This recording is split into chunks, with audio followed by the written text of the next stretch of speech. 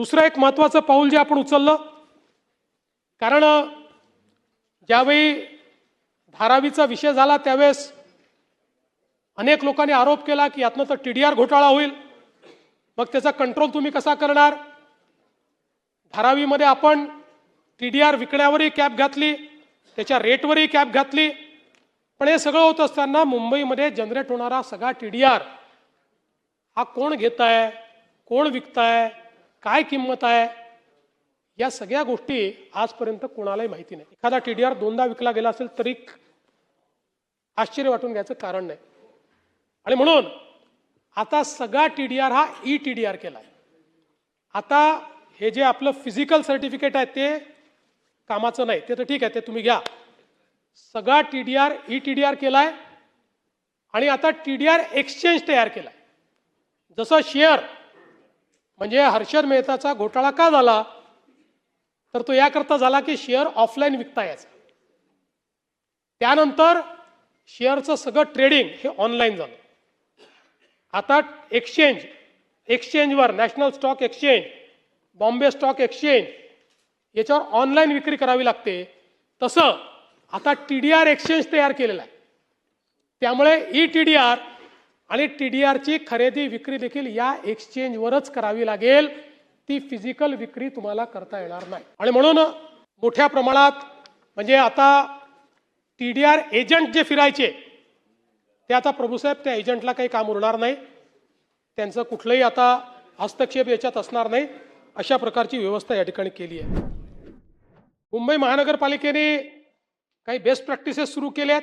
विशेषतः मुंबई महानगरपालिकेच्या ठेवींच्या संदर्भात खूप चर्चा होते, त्याच्यावर नंतर येतो. पण या ठेवीची जी गुंतवणूक आहे तो एक बिझनेस आहे, त्यामुळे यातही पारदर्शिता आणण्याचं काम आपण केलं. आणि मुदत ठेवीची गुंतवणूक ऑनलाईन प्रणालीने आता होईल. बँका बीड करतील, जो सर्वोच्च व्याजदर देईल, म्हणजे ठरलेल्या मेजर बँका आहेत त्या, कुठली बँक नाही, जो सर्वोच्च व्याजदर देईल त्या बँकांना त्या ठिकाणी या ठेवी मिळणार आहेत. याचा फायदा असा होतोय की आता जे व्याजदर मिळतात याच्यामुळे जे काही लॉंग टर्म व्याज आहे त्यात जवळपास 250 कोटी रुपये जास्त महानगरपालिकेला मिळतील. MyBMC मार्ग तक्रार निवारण प्रणाली तयार केली आहे की ज्याच्यामध्ये तक्रारींचं कार्यक्षम व्यवस्थापन, सतत निरीक्षण आणि विहित मुदतीत निराकरण करण्याचा प्रयत्न आहे. व्हॉट्सॲप एक चॅटबॉट तयार केलाय, 1916 ची हेल्पलाईन तयार केली आहे. आणि ज्या तक्रारी समाज माध्यमांवर येतात त्याचंही केंद्रीकृत संकलन, वर्गीकरण, परीक्षण आणि निराकरण या संदर्भातली ही एक व्यवस्था आता मुंबई महानगरपालिकेने तयार केली आहे. त्यामुळे कोणी तक्रार केली तरी कुठल्या ना कुठल्या लेवलला त्या तक्रारीचं निदान झालं पाहिजे. आणि एवढंच नाही तर तक्रारदाराला आपला अभिप्राय देखील नोंदवता येतो. तक्रारीचं निवारण झाल्यानंतर त्याला विचारलं जातं की तुम्ही किती मार्क द्याल, किती गुणवत्ता आहे, वेळेत झाली का. सगळं काही एकदम चांगलं झालं असं मी म्हणणार नाही, पण ही जी पद्धत आहे या पद्धतीमुळे खूप मोठ्या प्रमाणात त्या ठिकाणी फायदा होणार आहे.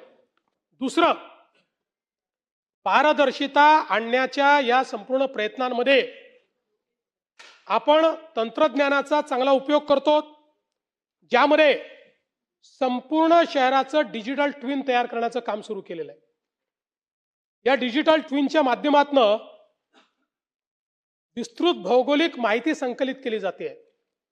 500 चौरस किलोमीटर क्षेत्राची एरियल फोटोग्राफी, लायडर सर्वेक्षण, 3300 किलोमीटरचे टेरेस्ट्रियल लायडर सर्वेक्षण, 900 किलोमीटरचं मोबाईल लायडर सर्वेक्षण आणि 360 डिग्री पॅनोरामिक प्रतिमा संकलित करून 25 चौरस किलोमीटर क्षेत्राचे बॅथिमेट्रिक सर्वेक्षण, अशा पद्धतीनं पूर्णपणे मुंबई शहर हे देशातलं पहिलं शहर असेल की ज्याचा डिजिटल ट्विन आपण तयार करू. 100% प्रत्येक गोष्टीची माहिती आपल्या डिजिटल ट्विनवर आपल्याला अवेलेबल असेल.